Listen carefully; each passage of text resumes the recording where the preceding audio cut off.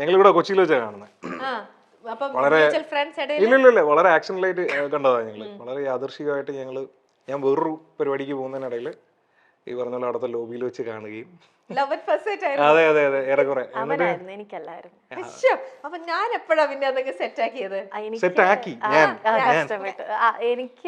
എനിക്ക് ആദ്യത്തെ ഭയങ്കര ബുദ്ധിമുട്ടായിരുന്നു. ലൈക്ക് ഇങ്ങനെ സ്റ്റെയർ ചെയ്ത് നോക്കാതെ ഭയങ്കര ബുദ്ധിമുട്ടായിരുന്നു.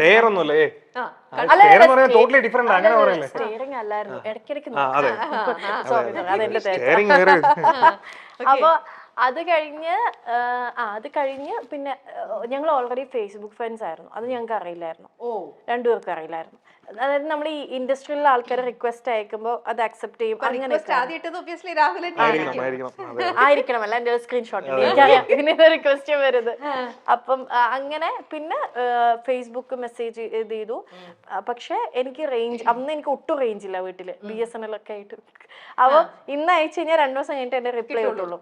പിന്നെ ഞാനിങ്ങനെ വോൺ ചെയ്തു, നമ്പർ ചോദിച്ചു. അപ്പൊ ഞാൻ പറഞ്ഞു പ്രപ്പോസ് ചെയ്യരുത്, എനിക്കത് ഇഷ്ടമല്ലാന്ന് പറഞ്ഞു. അങ്ങനെ അപ്പൊ പിന്നെ നമ്പർ തന്നു. പിന്നെ പുള്ളി എല്ലാ പടവും ഫസ്റ്റ് ഡേ ഫസ്റ്റ് ഷോ കാണുന്ന ആളാണ്. ഞാനാണെങ്കിൽ എന്റെ വീട്ടിൽ അങ്ങനെ സിനിമയ്ക്ക് കൊണ്ടുപോവേ ഇല്ല. അപ്പൊ ഈ സിനിമാ പ്രാന്ത് ഉള്ളതുകൊണ്ട് എനിക്ക് കഥകൾ പറഞ്ഞു തരുന്ന രാഹുലാണ്. അല്ല, പ്രപ്പോസ് ചെയ്യില്ലെന്ന് എനിക്ക് ഒരു ഇത് കോൺഫിഡൻസ് കിട്ടിയതിന് ശേഷമാണ് നമ്പർ കൊടുത്തത്. പിന്നെ ഫ്രണ്ട്സ് ആയി. ഇഷ്ടമല്ല, ലൈക്ക് ഇതല്ല, എന്താണ്, പ്രണയം തുടങ്ങിയിട്ടില്ല. എന്നിട്ട് പിന്നെ കഥകൾ നമ്പർ പിന്നെ കൊടുത്തു ഞാൻ. എന്നിട്ട് ഞാൻ പറയുന്നു നമ്പർ തരാം, പക്ഷെ ഇല്ല. എന്നിട്ട് വേറൊരു കാര്യം കൂടെ ഞാൻ പറഞ്ഞു, നമ്പർ തരാം പക്ഷെ ഇങ്ങനെ പ്രപ്പോസലൊക്കെ ആണെങ്കിൽ ഞാൻ ബ്ലോക്ക് ചെയ്യുന്നു, അതും കൂടെ ഞാൻ പറഞ്ഞു. എന്നിട്ടാണ് നമ്പർ കൊടുത്തത്. ബ്ലോക്ക് ചെയ്യാൻ പറ്റില്ല, അയച്ച മെസ്സേജ് ഇട്ട് 2 ദിവസം കഴിഞ്ഞിട്ടാ. പിന്നെ ഈ സിനിമാ കഥകൾ അറിയാൻ വേണ്ടി വിളിച്ചു തുടങ്ങി. ഈ നന്നായിട്ട് കഥ പറയാൻ പറ്റും. അതില് ഭയങ്കര മിടുക്കനാണ് ഒരു ഇൻസിഡന്റ് തന്നെ. ശരിക്കും ലൈഫില് നല്ലത് ചീത്തയായിട്ടുള്ള എത്രയൊക്കെ കഥകൾ കേട്ടിട്ടുണ്ടാവുന്നറിയോ? അവന്റെ കഥകൾ തന്നെ ഇഷ്ടം പോലെ കേട്ടു. അല്ല, ഇനിയിപ്പൊ കേൾക്കാനിരിക്കുന്നതേ ഉള്ളൂ. ലൈഫ് ഒരുമിച്ചൊക്കെ നിങ്ങളുടെ ജേർണി തുടങ്ങിയിട്ടല്ലേ ഉള്ളൂ. ഇനി എന്തൊക്കെ കള്ളക്കഥകളും ഇങ്ങനെയുള്ളവരുണ്ടല്ലോ, ഇൻസ്റ്റന്റ് ആയിരിക്കും. നിങ്ങൾ എവിടെയാന്ന് ചോദിച്ചു കഴിഞ്ഞാൽ അവരുടെ ഭാഗത്തുനിന്ന് കഥ മേക്ക് ചെയ്ത് വരിക. അല്ലല്ല, എന്റെ ഭർത്താവും ഇതുപോലെ തന്നെ ഒരു ഡയറക്ട് ചെയ്തിട്ടുണ്ട്. അപ്പം കഥ എഴുതാൻ ഉള്ള ആൾക്കാർ, എന്റെ മോൾക്കും അതേ ഒരു ഇത് കിട്ടിയിട്ടുണ്ട്. നമ്മൾ പറയും ഇൻസ്റ്റന്റ് ആയിട്ടേ പിന്നെന്താന്നൊന്ന് ചോദിച്ചാൽ മതി, അവിടുന്ന് അങ്ങ് പൊയ്ക്കോളും. കഥ ഇങ്ങനെ വന്നോണ്ടേയിരിക്കും. എന്നിട്ട് രാഹുലിന് എപ്പോഴാ തോന്നി ഇവിടെ? അല്ലല്ല, ഇദ്ദേഹം വിട്ടു തരുന്നില്ലല്ലോ. ഇദ്ദേഹം വിട്ടുതരാൻ അതെനിക്ക് ഉറപ്പായിരുന്നു. നമ്മളൊരു സെൽഫ് കോൺഫിഡൻസ് ഉണ്ടല്ലോ, എന്തായാലും പക്ഷെ എന്ത് പറഞ്ഞ അവസാനം അങ്ങ് ഫ്ലാറ്റ് ആക്കിയത്? ഒന്ന് പറയൂ രാഹുൽ, കേക്കട്ടെ. എന്തിനാണ് ലാസ്റ്റ് ഫ്ലാറ്റ്? നേരത്തെ അവള് പറഞ്ഞ പോലെ തന്നെ ഞാനൊരു കഥ ഉണ്ടാക്കി, അത്രേ ഉള്ളൂ. അത് എന്ത് കഥയാ? ബ്രേക്കപ്പ്, ലാസ്റ്റ് ബ്രേക്കപ്പിന്റെ കഥ. ഞാൻ വിശ്വസിച്ചു. അതിലൊരു 30-40% സത്യമായിരുന്നു, ബാക്കി 60 ഞാൻ എന്റെ കയ്യിൽ നിന്നിട്ട് ഒരു കഥ. അതല്ല, ഞാൻ വീണു. ഞാൻ വിരിച്ചൊരു പാവ മനുഷ്യൻ.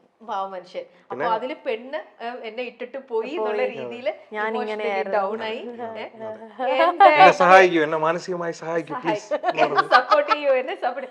അയ്യോ, ആണോ? എങ്ങനെ വിളിക്കണേ? നന്ദൂന്ന്. ആണോ? അന്നേ വിളിച്ചിരുന്നത് ആ പേരാണോ? ആണ്. കാരണം ഇവന്റെ അമ്മ അത്യാവശ്യം എന്റെ അടുത്ത് കമ്പനി ആയിരുന്നു. അപ്പൊ ഇപ്പഴും ഞാൻ പപ്പാമ്മന്ന് വിളിക്കുക. പപ്പാമ്മ നന്ദൂന്നാണ് വിളിക്കുക. അവന്റെ ഫ്രണ്ട്സ് മൊത്തം നന്ദൂന്നാ വിളിക്കുക. ആണ്. നാട്ടിലും വീട്ടിലൊക്കെ നന്ദുവാണ്. ഞാൻ ചിന്നു ആണ്. ലൈക്ക് അപ്പൊ പിന്നെ നമ്മൾ അങ്ങനെ തന്നെ വിളിക്കാൻ തുടങ്ങി. എന്നെ ക്ലോസ് ആയിട്ടുള്ള എല്ലാരും ചിന്നു എന്നാ വിളിക്കുക. അങ്ങനെ തന്നെ ഫ്ലെക്സ് നന്ദു.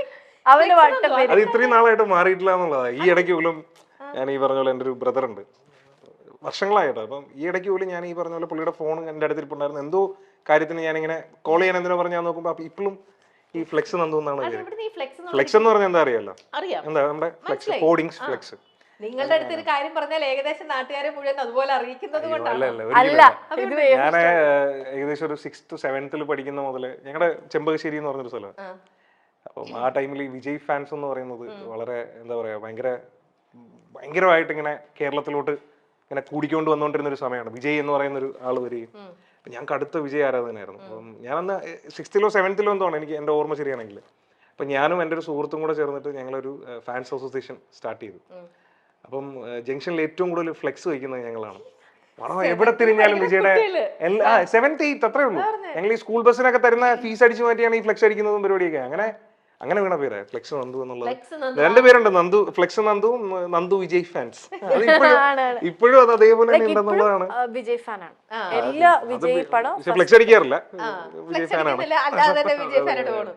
ഓക്കെ ചിൽ. അപ്പൊ നമുക്ക് നമ്മുടെ ഈ ഒരു ഇന്നത്തെ ഈ ഒരു സുന്ദരനും നീയും സുന്ദരി ഞാനും, അല്ല സുന്ദരി ഞാനും സുന്ദരൻ നീയും. ഓക്കെ, അപ്പൊ അതില് സുന്ദരിയാണോ സുന്ദരനാണോ കൂടുതൽ സ്മാർട്ട്, അല്ലെങ്കിൽ കൂടുതൽ പരസ്പരം നന്നായിട്ട് മനസ്സിലാക്കിയിരിക്കുന്നത്? ഇപ്പൊ നിങ്ങളൊരു ഇന്നേക്ക് ഇപ്പൊ ഒരു 7 വർഷമായിട്ടുണ്ടാവുമല്ലോ നിങ്ങളുടെ? 6 വർഷം കംപ്ലീറ്റിംഗ് തുടങ്ങുന്നേ ഉള്ളൂ. ഓക്കെ, അപ്പൊ എനിവേ അപ്പൊ 6 ഇയേഴ്സ് കംപ്ലീറ്റ് ചെയ്തു. 6 ഇയേഴ്സിൽ നിങ്ങൾ പരസ്പരം എത്രത്തോളം മനസ്സിലാക്കിയിട്ടുണ്ട്, അറിഞ്ഞിട്ടുണ്ട് എന്നൊക്കെ അറിഞ്ഞിട്ടുണ്ടെന്നുള്ളത് ചെറിയൊരു ടെസ്റ്റ് ചെയ്യാൻ പോവാണ് കേട്ടോ. ചെറിയൊരു റൗണ്ട്. ഓക്കെ, ഈ റൗണ്ടില് തെറ്റിച്ചിട്ട് ആൻസർ പറഞ്ഞു കഴിഞ്ഞാൽ ചെറിയ പനിഷ്മെന്റ് ഒക്കെ ഉണ്ടാവും കേട്ടോ. ചെറുതായിട്ട് നമുക്ക് അഫോർഡ് ചെയ്യാൻ പറ്റുന്ന പനിഷ്മെന്റേ ഉള്ളൂ. പക്ഷെ കറക്റ്റ് ഉത്തരം പറഞ്ഞു കഴിഞ്ഞാൽ നിങ്ങൾക്ക് അഫോർഡ് ചെയ്യാൻ പറ്റാത്ത അത്രയും നല്ല കുറെ ഗിഫ്റ്റ് നമ്മൾ തരുന്നുണ്ടാവും. നിങ്ങൾക്ക് അഫോർഡ് ചെയ്യാൻ പറ്റാത്തൊന്നുമല്ല, ഞാൻ കുറച്ച് മസാല ഇട്ട് പറഞ്ഞതാ. ഓക്കെ, അപ്പൊ നമ്മുടെ ഫസ്റ്റ് റൗണ്ട് എന്ന് പറയുന്നത് ഞാനൊരു പിക്ചർ കാണിക്കും. ഞാനല്ല, നിങ്ങൾ ഒരാൾ അങ്ങോട്ടും ഇങ്ങോട്ടും പിക്ചർ കാണിച്ചു കൊടുക്കണം. എന്നിട്ട് ആ പിക്ചർ കണ്ടിട്ട് അത് എന്താന്ന് മറ്റേ ആളത് ആക്ടിങ്ങിലൂടെ, ചുണ്ടുകൾ അനക്കരുത്, ആക്ടിങ്ങിലൂടെ അതെന്താ സംഭവം എന്ന് പറയണം. ഓക്കെ, 1 മിനിറ്റ് സമയത്തിനുള്ളിൽ ആക്ട് ചെയ്ത് കാണിക്കണം.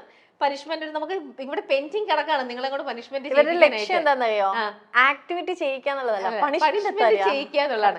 പക്ഷെ ശ്രീവിദ്യ നല്ലൊരു ആക്ടറാന്ന് ഓൾറെഡി പ്രൂവ് ചെയ്ത് കഴിഞ്ഞു. ഇദ്ദേഹം നല്ലൊരു ഡയറക്ടർ ആണെന്നാണ് പ്രൂവ് ചെയ്തിരിക്കുന്നത്. നല്ലൊരു ആക്ടറും കൂടെ ആണോ എന്ന് ടെസ്റ്റ് ചെയ്യാൻ വേണ്ടിട്ട് ആദ്യത്തെ സംഭവം ഞാൻ രാഹുലിന് തന്നെ കൊടുക്കുകയാണ്. രാഹുൽ ഇത് കാണുക, ഒരു രീതിയിലും ഇത് ഞങ്ങളെ ചീറ്റ് ചെയ്യരുത്, കാണിച്ചു കൊടുക്കരുത് കേട്ടോ. ഇത്രയും ക്യാമറ വെച്ചിട്ട് ഞാൻ എങ്ങനെ ആക്ട് ചെയ്ത് കാണിച്ച് ശ്രീവിദ്യയെ കൊണ്ട് പറയിപ്പിക്കണം എന്താ സംഭവം. ഇതെന്താ ശരിക്കും അതല്ലേ ഞാൻ ഉദ്ദേശിക്കുന്നത്? അതന്നെ, അവർക്ക് പറയല്ലേ എന്താന്നൊന്നും മിണ്ടരുത്, ഒരു ക്ലൂം കൊടുക്കരുത്. അഭിനയിച്ച് രാഹുലിന്റെ അഭിനയ മികവാണ് ഞങ്ങൾ ഇവിടെ കാണാൻ പോകുന്നത്. Okay, come on Rahul, ready? ശ്രമിക്കൂ, പിന്നെന്താ. നല്ലൊരു ഡയറക്ടർ, എത്ര പേരെ കൊണ്ട് അഭിനയിപ്പിക്കാനുള്ള ആളാണ്. ഞാനല്ല അഭിനയിച്ച് കാണിക്കുന്നത്. അതെ, ചെയ്യൂ. തുടങ്ങിക്കോ. തിന്ന സാധനം എന്ത് പെട്ടെന്നാ, ഇങ്ങനെ ഒഴുകി ഒഴുകി നിൽക്കും. അങ്ങനെ ഒഴുകുന്ന ഒരു സാധനം. പാനീയമാണോ? പാടുന്നതാണോ? പാടുന്നത്, ഒഴുകി ഒഴുകിയ. ഇതൊരു പഴത്തിന്റെ പേരാണ്. എന്ത് പെട്ടെന്ന് ആ ഷേപ്പിൽ നിൽക്കുന്ന ഒനിയനാണോ? ഒനിയൻ പഴല്ലേ, ആപ്പിൾ ആണോ? എനിക്ക് മനസ്സിലായില്ല. നീ ഇങ്ങനെ ചോദിച്ചു കഴിഞ്ഞാൽ ഞാൻ എന്ത് പറയും? ഇത് പെട്ടെന്ന് ആൻസർ ചെയ്യാം. രാഹുൽ കറക്റ്റ് ആയിട്ട് തിന്നുന്ന സമൂസയാണോ? മനസ്സിലായിട്ടില്ല. തിന്നുന്ന സമൂസ. സമൂസ. ഇത് കൊറേ സമൂസ ഉണ്ട്, അതാ നീ കൊറേ കാണിച്ചു. പാട്ടിന്റെ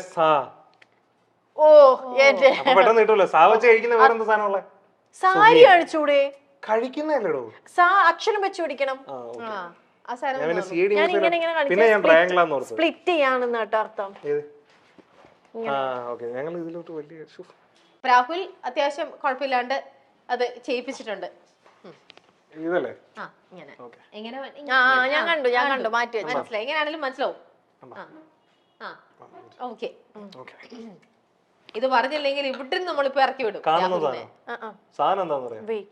മിണ്ടരുത്, മിണ്ടാൻ പറ്റില്ല.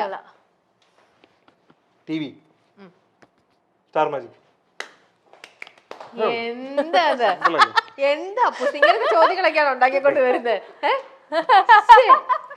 ഇനി അടുത്തത് വീണ്ടും ശ്രീവിദ്യയുടെ ടേൺ ആണല്ലോ. ഞാൻ പിടിക്കാം. ശ്രീവിദ്യ പിടിക്കുക, രാഹുൽ പറയാ.